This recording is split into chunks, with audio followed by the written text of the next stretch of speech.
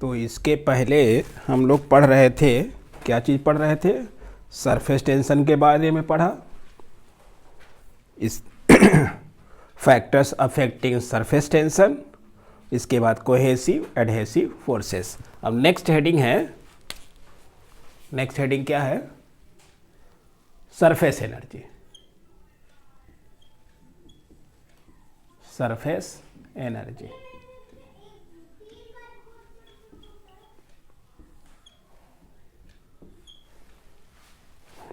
तो ये surface energy क्या होती है?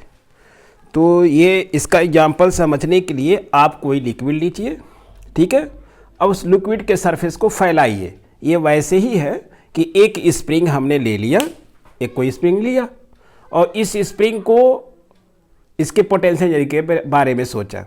इस समय जो इसकी पोटेंशियल एनर्जी है और इस स्प्रिंग को खींच दिया। क्या किया? खींच दिया। उस वक्त खींचने के बाद इसकी पोटेंशियल एनर्जी ज़्यादा होगी कि ऐसे रखे रहेंगे तो ज़्यादा होगी? तो हम जानते हैं कि जब हम इसको खींचते हैं तो इसकी पोटेंशियल एनर्जी इस समय ज़्यादा होती है इन कंपैरिजन टू इस नॉर्मल पोजीशन के। इस नॉर्मल पोजीशन के सापेक्ष जो है पोटेंशियल एनर्जी जब हम खींच देते हैं तो ये एनर्जी क्यों ज़्यादा हो जाती है? कभी आपने सोचा कि ये एनर्जी क्यों ज़्यादा हो गई? क्योंकि जब हम इसको खींचते हैं तो हम इसके ऊपर वर्क करते हैं और मेरा वर्क इसको पोटेंशियल एनर्जी के रूप में मिल जाता है। इस वजह से क्या होता है? इसकी एनर्जी जो है इंक्रीज कर जाती है। उसी प्रकार से जब हम लिक्विड के सरफेस को इंक्रीज करते हैं, जैसे ये लिक्विड मान लीजिए वो पहले इतने छोटे से एरिया में था, यहाँ इतने ही, अब इसके सरफेस एरिया को हमने इंक्रीज कर दिया तो क्या होगा? इसको इंक्रीज करने में हम वर्क करते हैं, ये वर्क जो है इन मॉलिक्यूल्स को मिल जाता है। यानी सरफेस में जो मॉलिक्यूल होते हैं कुछ एक्स्ट्रा एनर्जी रखते हैं। ये जो extra energy per unit area है उसी को क्या कहते हैं? Surface energy. तो लिखिए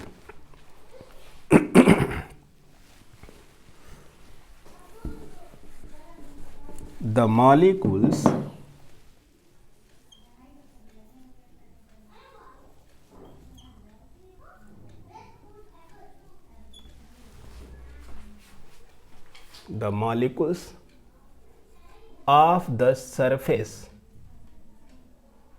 the molecules of the surface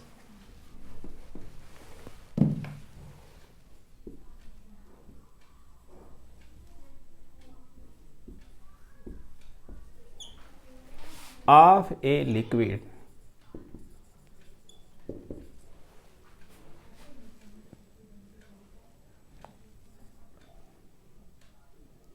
have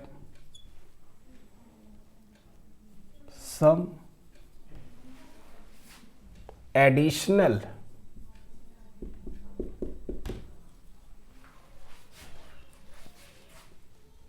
energy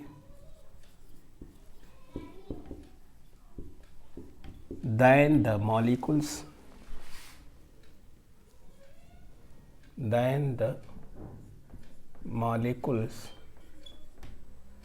which are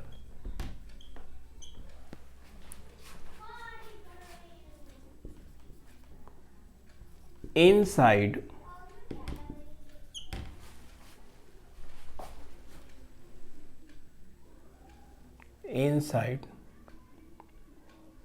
the surface of the liquid।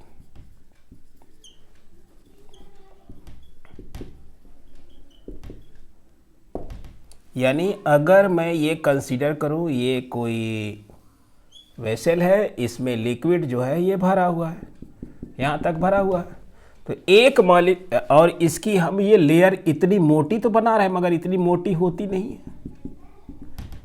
ठीक है। तो कुछ मॉलिक्यूल्स होंगे जो इसके सरफेस में होंगे, ये एक मॉलिक्यूल, ये दूसरा मॉलिक्यूल, ये तीसरा मॉलिक्यूल, ये चौथा मॉलिक्यूल, ये सब इनको सेंटर मान करके हमने एक स्फीयर ड्रा कर लिया। ये मान लिया कि जो मॉलिक्यूल्स हैं वो स्फेरिकल हैं।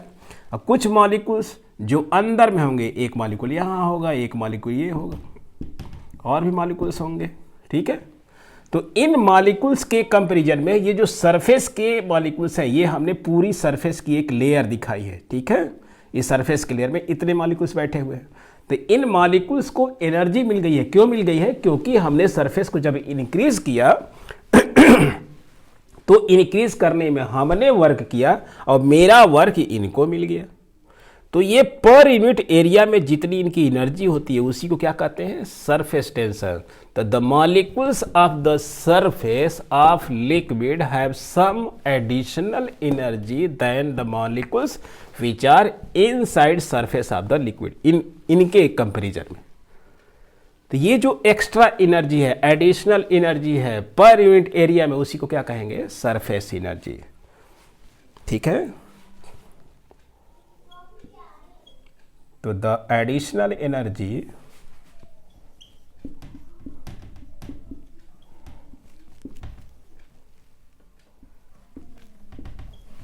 पर unit area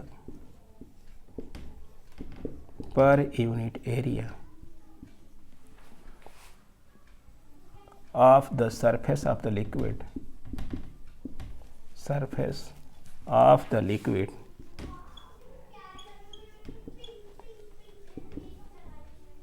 is called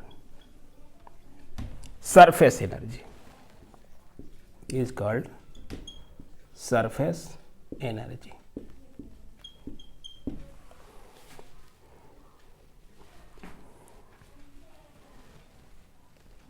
mathematically कैसे इसको डिफाइन करेंगे? लिख लीजिए जल्दी से, वीडियो को पॉज करिए, फटाफट लिख लीजिए। देखा, मैथमेटिकली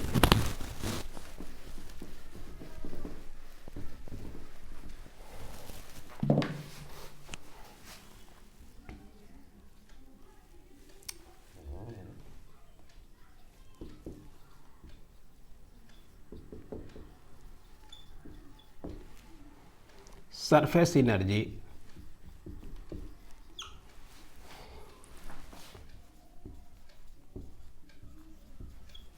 E इक्वल टू, मान लिया कि वर्क जो है डेल्टा ए एरिया इंक्रीज करने में W वर्क होता है, तो यूनिट एरिया में कितना वर्क होगा? वेयर लिख सकते हैं, वेयर W क्या है? Work done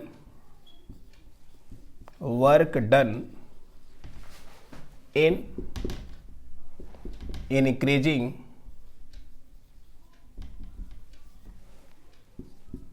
the surface area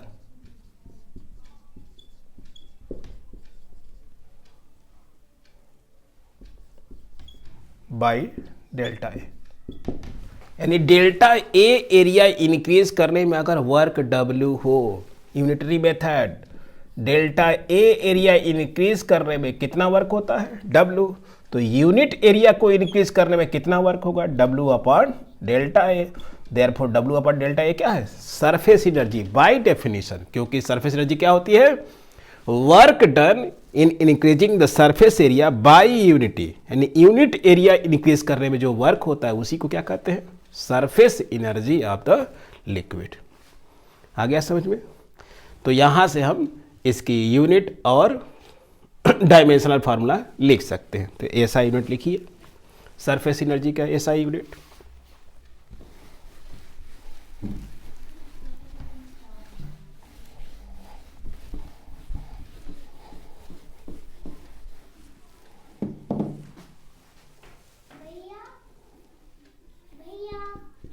ऐसा यूनिट ऊपर है, अरे ऊपर ही ढूंढो ना। ऐसा यूनिट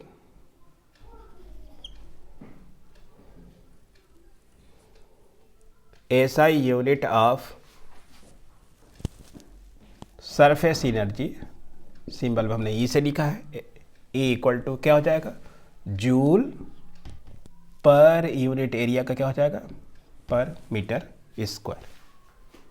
और डायमेंशनल फार्मूला लिख सकते हैं, एंड डायमेंशनल फार्मूला ऑफ ई क्या है? Surface energy. एनर्जी नहीं है, एनर्जी में और सरफेस एनर्जी में अंतर है। सरफेस एनर्जी ये पर यूनिट एरिया है, तो क्या हो जाएगा?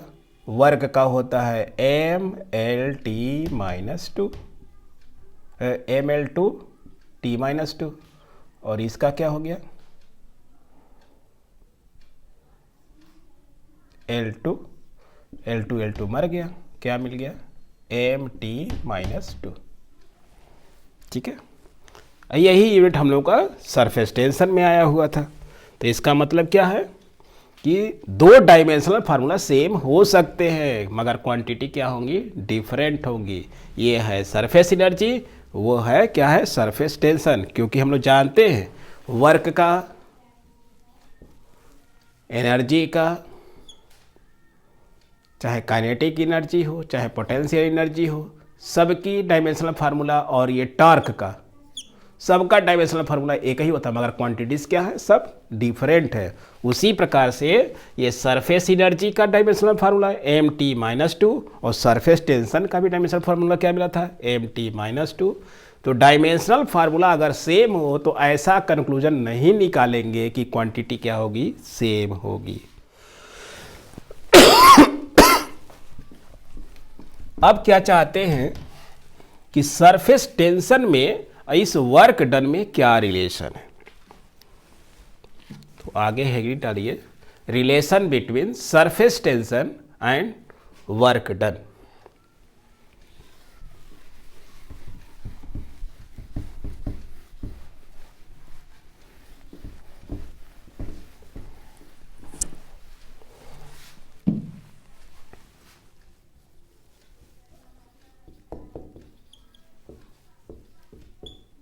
relation between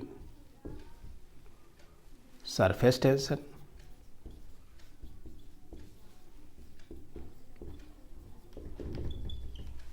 and work done।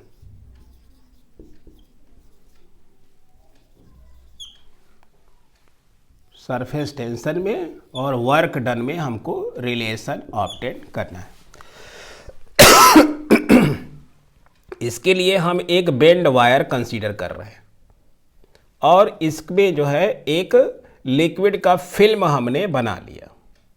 ये कैसे बनाते हैं, इस वायर को उस लिक्विड में ले गए, जैसे सब बबल में ले गए और इसको ऐसे निकालेंगे तो उसमें एक फिल्म बन जाती है। तो ये फिल्म बन गई है, ये कोई लिक्विड का फिल्म इसमें बन गया।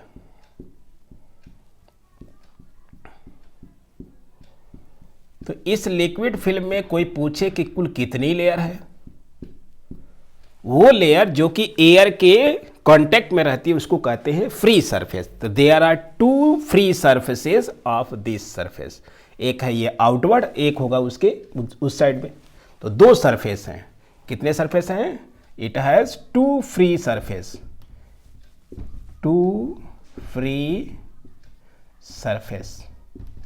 फ्री सरफेस किसको कहते हैं, जिसको हवा टच करती है। जैसे हम इसी को अभी पन्ने को ही देख लीजिए, तो कि ये पन्ने में कुल कितने सरफेस हैं, एक इधर वाला एक इधर वाला। उसी तरह से ये फिल्म में भी एक सरफेस हमारा इधर होगा और एक उस साइड में है। तो दो फ्री सरफेस है जो कि एयर के टच में है। अब मान लिया कि इसकी यहाँ से यहाँ तक की जो लेंथ है वो कितनी है, L है, और इस पे फोर्स जो एक्ट करेगा कितना फोर्स काम करेगा, F। इस L लेंथ पर फोर्स जो एक्ट कर रहा है उसको हमने मैग्नीट्यूड में कितना में मान लिया, F। तो इसका सरफेस टेंशन कुछ टेंशन होगा, नहीं जानते हैं तो मान लिया कि T है। कितना सरफेस टेंशन है, T। इस लिक्विड का ये जो फिल्म बनी हुई है, इस लिक्विड फिल्म का जो है टेंशन जो है, सरफेस टेंशन, वो क्या है, T। तो कोई पूछे कि टेंशन की वजह से ये कितना फोर्स एक्ट करेगा, तो लिखिए force dues to tension, force due to tension of the liquid,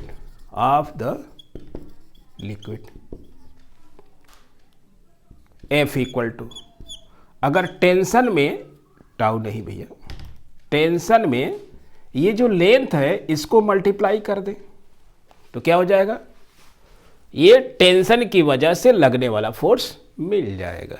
तो F इक्वल टू, क्योंकि हम लोग जानते हैं भाई फार्मूला, टेंशन का फार्मूला क्या होता है, पर यूनिट लेंथ पर लगने वाले फोर्स को क्या कहते हैं, टेंशन।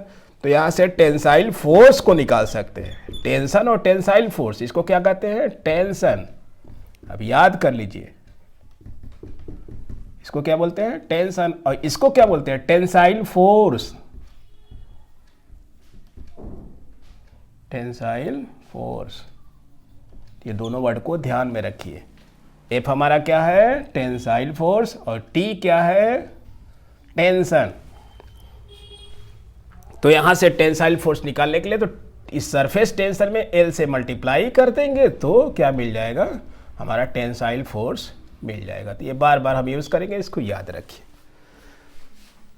तो force due to tension of the liquid F equal to T L, क्योंकि वर्क अगर निकालना है तो इस टेंसाइल फोर्स को निकालना पड़ेगा। अब वर्क डन हम जानते हैं फार्मूला, आप लोग वर्क एनर्जी पावर में फार्मूला याद किए हैं। Work equal to force into force के डायरेक्शन में डिस्प्लेसमेंट। तो अब क्या कर रहे हैं, इस लेंथ को, जो लेंथ एल है, इसको हम नीचे खींचते हैं। खींच करके इस पोजीशन पर लाते हैं। पहले वो ए बी पोजीशन पे था, अब किस पोजीशन पर लाते हैं? इस सी डी पोजीशन पे। इसको खींच करके हमने इस पोजीशन पे ला दिया, सी डी। कितना डिस्प्लेसमेंट किया? D x. इसको मैं डेल्टा एक्स लिख देता हूं। कितना डिस्प्लेसमेंट किया? Delta x.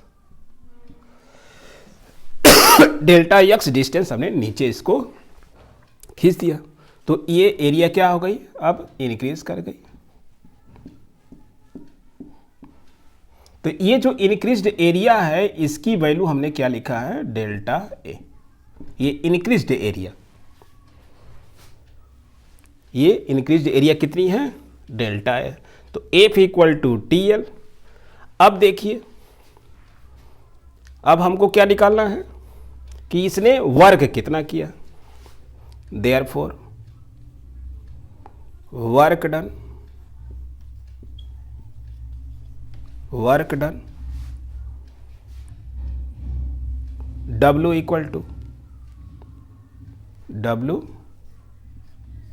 Equal to F into कितना डिस्प्लेसमेंट हुआ है? Delta X. F into delta X. F की वैल्यू रखिए, F की वैल्यू रखिए। W equal to F। अब ये देखिए, एक फोर्स ये F इधर काम कर रहा है और एक फोर्स फिल्म के उस दूसरी साइड में भी काम कर रहा है। तो अगर दो फोर्सेस एक ही डायरेक्शन में काम करें, एक फोर्स F जो इस लेंथ को खींच रहा था, दूसरा वाला भी फोर्स इसी के डायरेक्शन में ऊपर की ओर खींच रहा था, तो कितने फोर्स हो गए? FF 2F। तो यहां हमने 2F लिख दिया।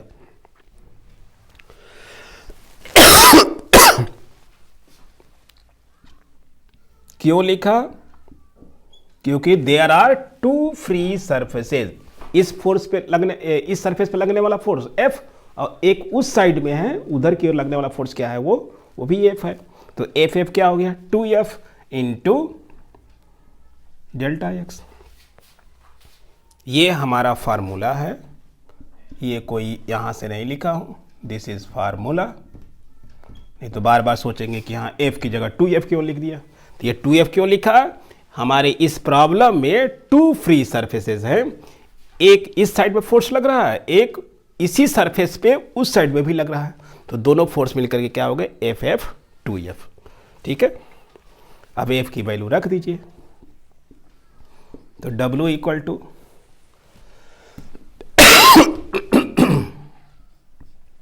क्या हो जाएगा?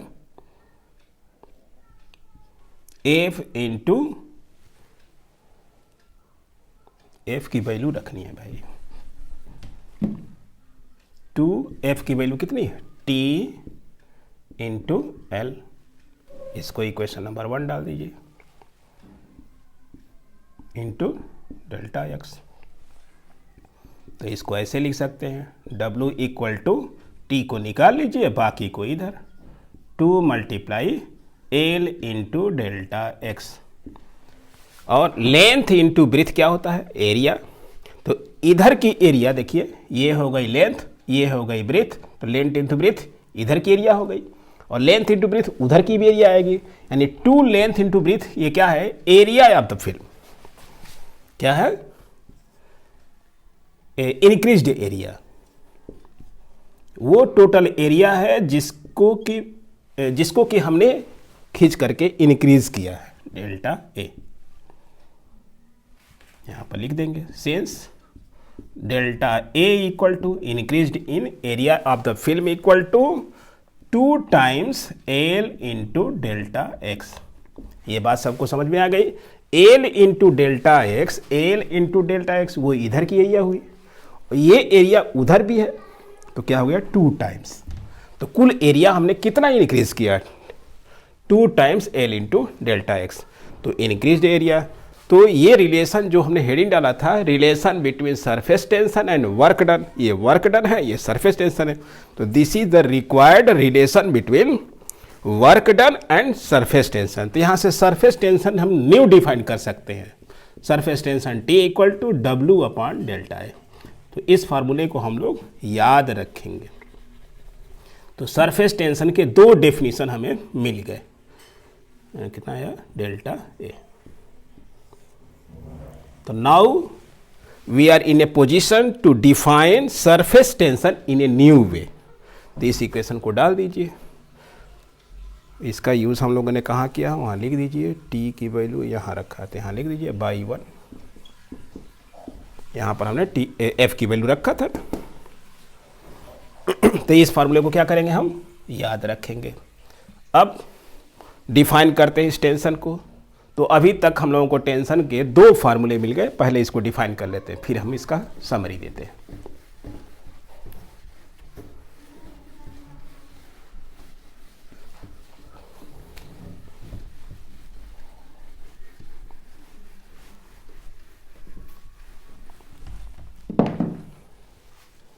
इसको डाल दीजिए इक्वेशन नंबर 2। इफ ये नाउ है, अगर ऐसा हो जाए तो क्या होगा, ये तो है जनरल केस में। इफ ये जो इंक्रीज्ड एरिया की वैल्यू है वो 1 रख दे, if delta A equal to 1 metre square, यानी जो हमने एरिया इंक्रीज किया 1 मीटर स्क्वायर हो जाए, देन बाय इक्वेशन 2 क्या मिलेगा, टेंशन इक्वल टू ये W और इसकी वैल्यू 1 रखा, तो क्या मिल गया, टेंशन इक्वल टू W। यानी किसी सरफेस किसी लिक्विड का सरफेस टेंशन उस वर्क के इक्वल होता है जो कि यूनिट एरिया इंक्रीज करने में होता है। तो ये डेफिनेशन क्या हो गया, 10 surface tension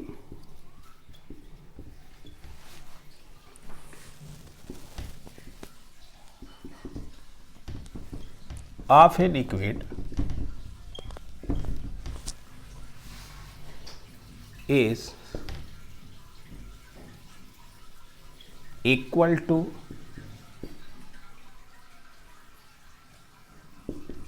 that work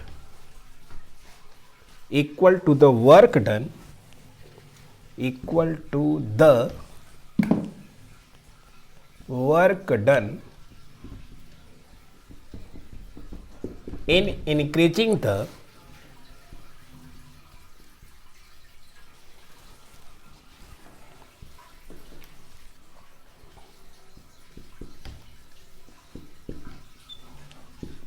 surface area by unity, surface area by unity. Thus, surface tension of a liquid is equal to the work done in increasing the surface area by unity. यानी unit area increase करने में जो work done होता है वही surface tension हो जाता है। अब यहां से इसके एक न्यू यूनिट लिख सकते हैं, नोट लिखिए,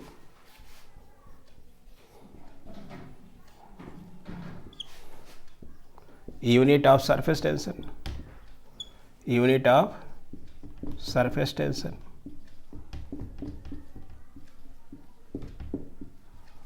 equal to वर्क की यूनिट जूल, और इसका क्या हो जाएगा पर मीटर स्क्वायर, यानी जूल पर मीटर स्क्वायर भी सरफेस टेंशन की यूनिट होती है। तो न्यूटन पर मीटर लिखे चाहे जूल पर मीटर स्क्वायर लिखे, दोनों ही सरफेस टेंशन की यूनिट होती है।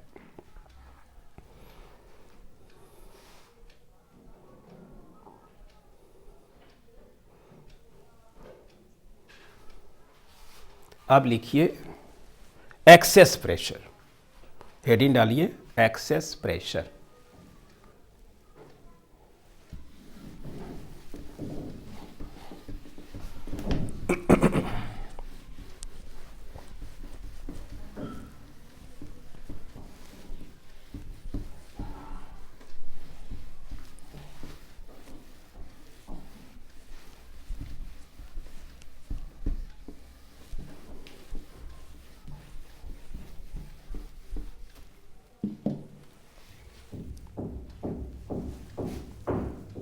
एक्सेस प्रेशर,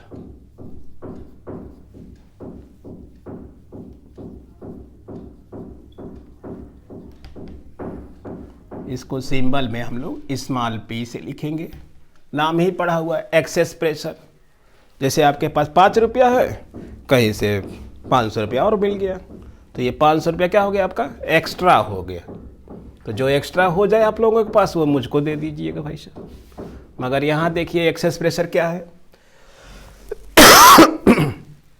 कि अगर ये कोई वेसल है, इसमें जब हम पानी को रखते हैं तो क्या देखते हैं, यहाँ पर ये कांटेक्ट वाले जगह पे ये थोड़ा सा कर्व्ड हो जाता है, ठीक है। तो ये जिधर कॉनकेव साइड होता है, एक है ये कॉनकेव साइड, कौन सा साइड है ये कॉनकेव साइड,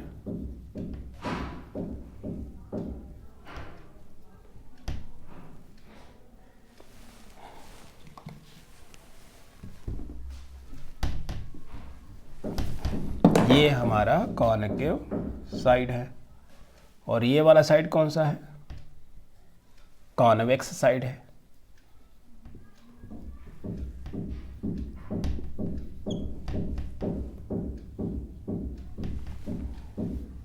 तो कॉनकेव साइड की तरफ जो प्रेशर होता है वो ज़्यादा होता है। अगर इधर P प्लस स्मॉल p है तो इधर क्या होगा P होगा। अगर कॉन्वेक्स साइड में P है तो P प्लस P किधर होगा ऊपर। तो ये जो एक्स्ट्रा प्रेशर है, इसी एक्स्ट्रा प्रेशर को क्या कहते हैं एक्सेस प्रेशर। तो क्या लिखेंगे the pressure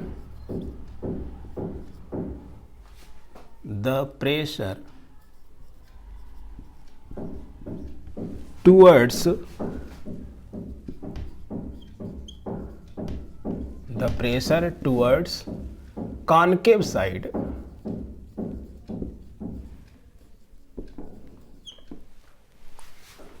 is more than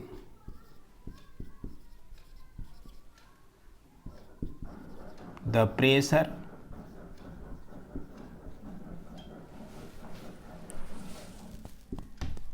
towards convex side।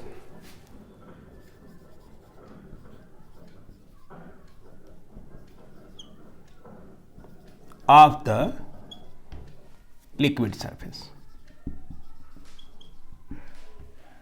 liquid's surface।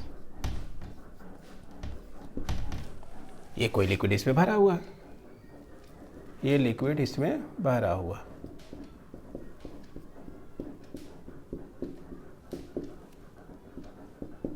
तो इस लिक्विड के सरफेस का एक होगा कॉनकेव साइड, एक होगा कॉन्वेक्स साइड। तो कॉन्वेक्स साइड की तरफ जब भी प्रेशर होगा वो क्या होगा, ऐसा जरूरी नहीं कि ये ऊपर वाला ही कॉनकेव हो, ये ऐसे भी हो सकता है, वो डिपेंड करता है लिक्विड पे। तो ये जो प्रेशर डिफरेंस है टू साइड का, इस प्रेशर डिफरेंस को ही क्या कहते हैं excess pressure. The pressure towards concave side is more than the pressure towards convex side of the liquid surface. This pressure difference this pressure difference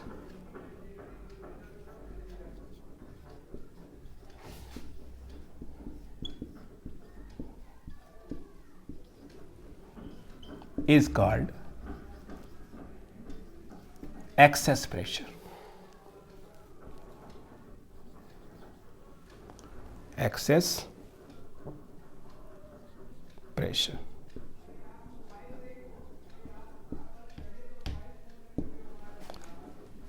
It is denoted by symbol.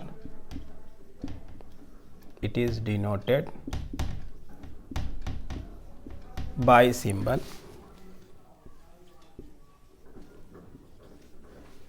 Small p.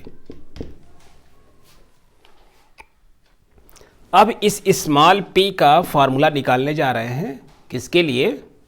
Liquid drop के लिए. Liquid drop के लिए क्या निकालेंगे कि उसके अंदर कितना एक्सेस प्रेशर होगा. तो निकालिए, हेडिंग डालिए, excess pressure in a liquid drop.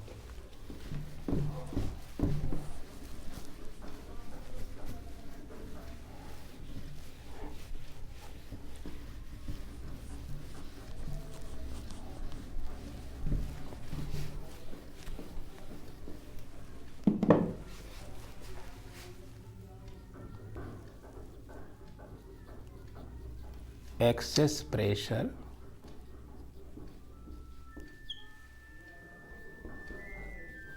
inside a liquid drop.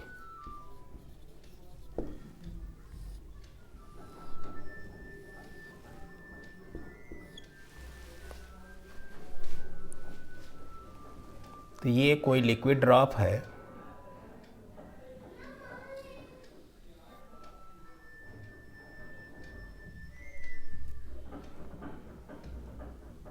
इसके अंदर ये लिक्विड होगा.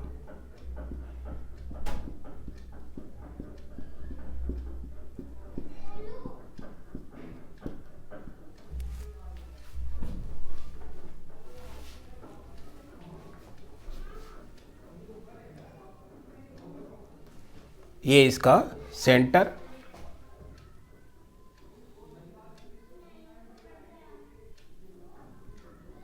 इसका रेडियस r. अब इसका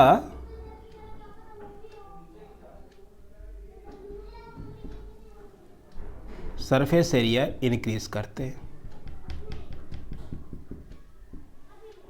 कितना डिस्प्लेसमेंट किया? इसकी रेडियस हमने इंक्रीज करके डेल्टा r कर दिया. कितना किया? r पहले था, रेडियस हमने बढ़ा करके ये जो इंक्रीज किया है इसकी वैल्यू कितनी है? Delta r. तो जानते हैं कॉनकेव साइड की तरफ से फोर्स एक्ट करेगा. किधर काम करेगा? इस प्रेशर की वजह से एक फोर्स काम करेगा. तो इस प्रेशर फोर्स की वजह से कॉनकेव साइड में क्या होता है? ज़्यादा होता है. कॉन्वेक्स, ये कॉन्वेक्स साइड है, ये कॉनकेव साइड. तो कॉनकेव साइड में ये एक्सेस प्रेशर वर्क करेगा. तो इस एक्सेस प्रेशर की वजह से जो वर्क डन होगा that will be the equal to the surface work done by the surface tension. तो यहाँ हेडिंग लिखिए, since work done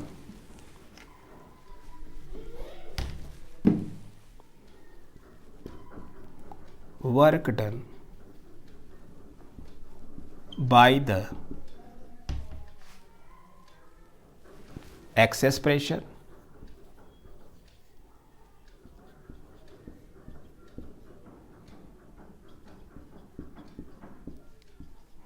equal to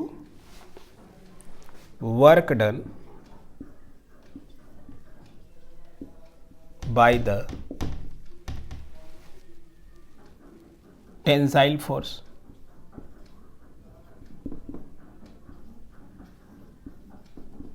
surface tension की वजह से एक टेंसाइल फोर्स वर्क करेगा, उसकी वजह से वर्क डन निकालना है.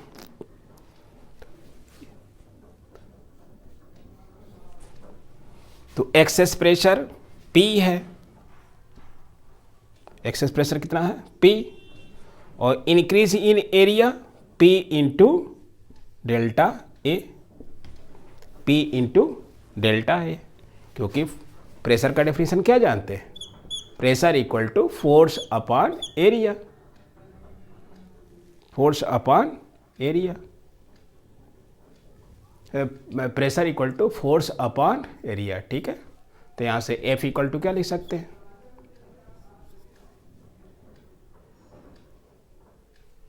F equal to P into a. तो प्रेशर और इंक्रीज एरिया, इसके द्वारा वर्क डन,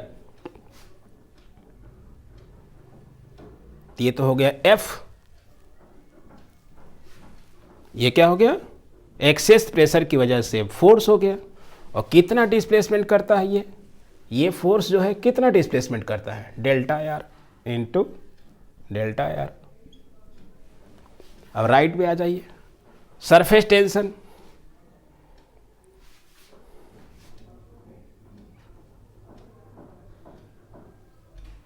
ये फार्मूला हम लोगों ने लिखा था, T equal to W into delta a. ठीक है,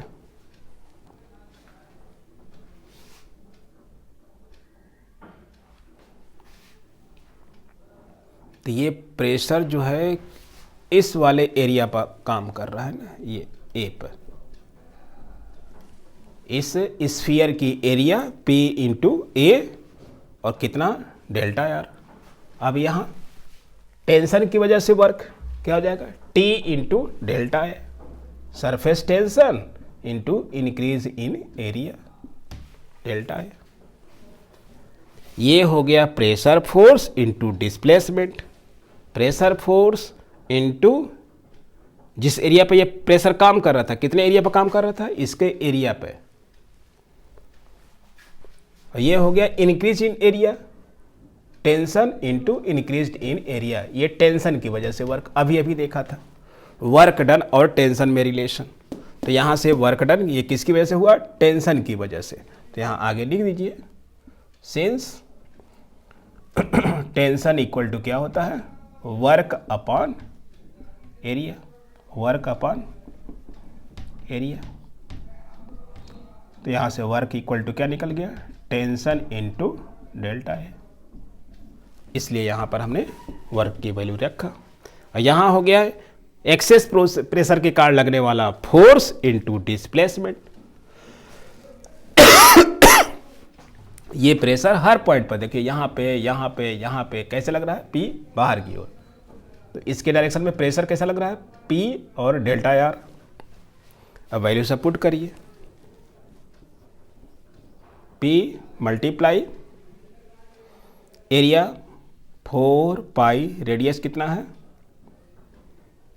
R square into delta R equal to T change in area.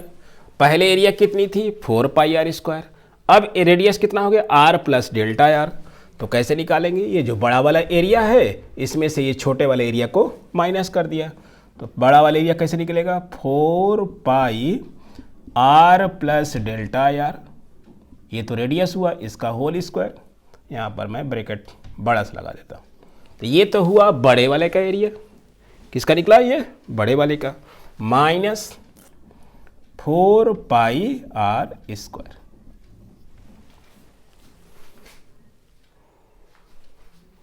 तो अब निकालिए क्या मिला, P multiply 4 pi R square multiply delta R equal to tension, इसको कैलकुलेट करना है। A प्लस बी का होल स्क्वायर का फार्मूला लगाइए, पहले तो कुछ निकाल लीजिए, कुछ कॉमन हो रहा है तो उसको कॉमन कर लेते हैं। 4 पाई यहाँ भी है, 4 पाई यहाँ भी है, तो 4 पाई निकाल लिया, 4 पाई निकाल लिया भैया। अब A प्लस बी का होल स्क्वायर का फार्मूला क्या मिलेगा, R square plus delta R square plus 2R into delta R, और ये माइनस में क्या बचेगा, 4 पाई तो निकल चुका है, माइनस आर स्क्वायर। तो ये आर स्क्वायर से आर स्क्वायर मर गया, वो माइनस है ये प्लस है, खत्म। और ये delta R square, delta R तो ऐसे ही छोटा है, एक कोई बहुत छोटा हो इसको स्क्वायर करेंगे तो क्या हो जाएगा, 0 हो जाएगा। देख सकते हैं कि अगर 0.01 है तो ये तो छोटा ऐसे ही है, अगर इसका स्क्वायर कर दें तो क्या हो जाएगा 0.0001, यानी और छोटा हो गया। तो अगर कोई क्वांटिटी छोटी हो तो स्क्वायर करने से वो और छोटी हो जाती है। और डेल्टा आर तो ये तो हमने कुछ लिया था, ये तो बहुत ही छोटी क्वांटिटी है, तो स्क्वायर करेंगे तो क्या हो जाएगी 0। तो मेरे पास कुल मिला के बच क्या गया 4 पाई 2r इंटू डेल्टा आर। तो ये 2 को मल्टीप्लाई कर दीजिए या ऐसे ही रहने दीजिए।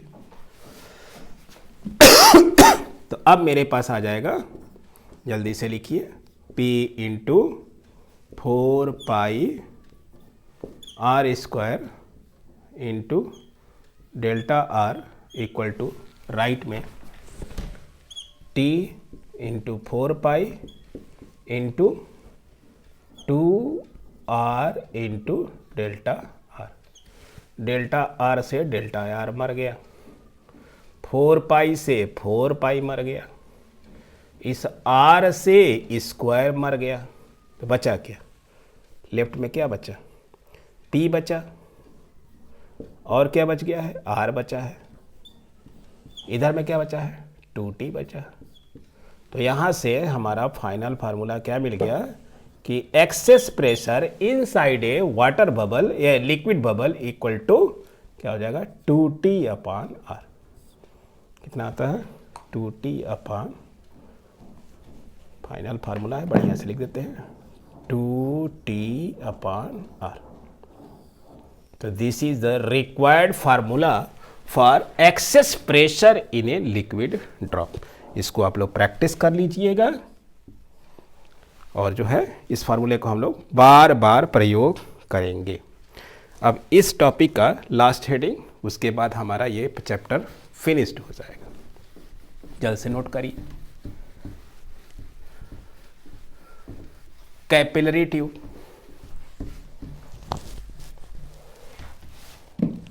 Capillary tube, capillary tube. ये कैपिलरी ट्यूब क्या होती है, ये बहुत ही पतली पतली नलियां होती हैं, जो कि हमारे बाल जो हेयर है ना इसी के टाइप के। तो ये जो पतली पतली पाइप्स होती हैं उन्हीं को क्या कहते हैं, कैपिलरी ट्यूब। मोटी सी पाइप को नहीं कहते हैं, ये जो वाटर वाली मोटी सी पाइप है, इन पाइप्स को केस हिंदी में केस नली बोलते हैं और इंग्लिश बोलते हैं कैपिलरी ट्यूब। तो ये कैपिलरी ट्यूब जो होती है वो पतली पतली पाइप्स होती हैं। तो इनकी खासियत क्या होती है कि अगर किसी लिक्विड ड्रॉप लिक्विड से भरे वेसल में इन कैपिलरीज को डालेंगे, इन पतली पतली पाइप्स को डाल देंगे लिक्विड में। ये पतली सी पाइप हमने दिखाने के लिए आपको इतना मोटा सा दिखाया हूँ, और ये लिक्विड से भरा हुआ है। इसमें जैसे ही हम डालते हैं तो क्या देखते हैं, कुछ देखते हैं हम लोग, क्या दिखाई देता है, कुछ दिखाई देगा। क्या दिखाई देगा कि इसमें जो इसके अंदर वाला जो लिक्विड है वो यहीं तक न रह करके ये ऊपर उठ जाता है, यहां तक चला आता है, यहां तक आ जाता है वो, यानी कितना h ऊंचाई ऊपर तक ये आ जाता है। तो कोई कोई लिक्विड वैसे भी हैं जिनमें अगर इस कैपिलरी ट्यूब को डालेंगे तो वो h हाइट नीचे जा सकता है। वो डिपेंड करता है कि ये एरिया ऑफ कांटेक्ट एक होता है। एरिया ऑफ कांटेक्ट कैसे डिफाइन करते हैं कि ये 2 टेंजेंट ड्रा करिए, ये जो पॉइंट ऑफ कांटेक्ट है एक टेंजेंट नीचे की ओर और एक टेंजेंट इसके सतह पे ड्रा करिए। तो इन दोनों टेंजेंट के बीच के एंगल को ही क्या कहते हैं, एरिया ऑफ कांटेक्ट। तो जिन लिक्विड सॉलिड के पेयर के लिए इस एंगल ऑफ कांटेक्ट की वैल्यू क्या कहते हैं, एक्यूट एंगल होता है, उनके लिए क्या करता है, ये जो लिक्विड होता है कैपिलरी ट्यूब में ऊपर चढ़ जाता है। और जिनके लिए ये ऑब्ट्यूज एंगल होता है उनके लिए क्या होता है, उसमें अगर इस कैपिलरी ट्यूब को डालेंगे तो लिक्विड क्या करेगा, एच हाइट नीचे चला आएगा। तो हम जानते हैं कि ये जो हमारा क्या है, ये ऊपर वाला कॉनकेव साइड है, नीचे वाला कॉन्वेक्स साइड। तो यहाँ पर प्रेशर क्या होगा, ज़्यादा होगा, प्रेशर क्या होगा, ज़्यादा हो जाएगा, एक्सेस प्रेशर का वर्क करेगा स्मॉल पी।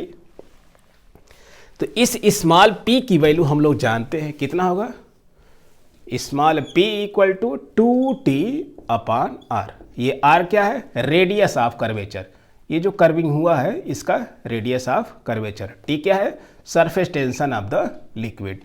तो P इक्वल टू, तो इसकी वजह से ये एक्सेस प्रेशर 2T/r।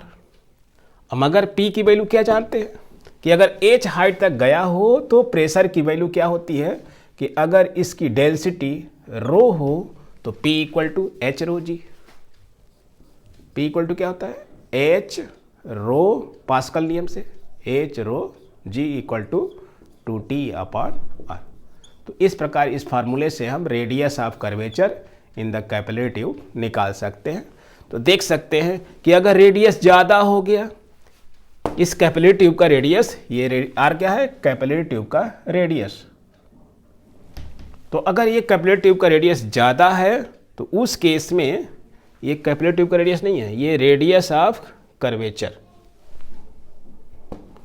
तो अगर ये ज़्यादा हो गया उस केस में क्या होगा, हाइट की वैल्यू क्या हो जाएगी, कम हो जाएगी, यानी मोटी केस नली में पानी कम ऊंचाई तक चढ़ेगा, ठीक है। और जैसे ये प्लेन हो जाएगा उस केस में ये इनफाइनाइट हो जाएगा, हाइट की वैल्यू 0 हो जाएगी, उससे पाइप चढ़ेगी नहीं। आर की वैल्यू, रेडियस ऑफ कर्वेचर जो है वो हमने 0 कर दिया, उस केस में क्या हो जाएगा, R टेंस टू इन्फिनिटी, यानी ये मोटा कर दिया, चौड़ा। अगर R को बढ़ा देंगे तो हाइट की वैल्यू क्या हो जाएगी, कम हो जाएगी। और ये जब कम रखेंगे यानी पतली ट्यूब के लिए, उस केस में हाइट जो है ज़्यादा हाइट तक चढ़ता है। तो ये जो पेड़, जो ऊंचे ऊंचे पेड़ होते हैं उनमें जो पानी चढ़ता है वो ये कैपिलरी ट्यूब के द्वारा ही ऊपर चढ़ता है। तो इस फार्मूले को आप याद रखेंगे। H क्या है, height up to which liquid is raised from the surface of the liquid, rho है density of the liquid, G क्या है, acceleration due to gravity, T is the surface tension of the liquid, R is the radius of curvature. ठीक है, इसी के साथ ये chapter mechanical properties of fluids finished हो जाता है। Thank you.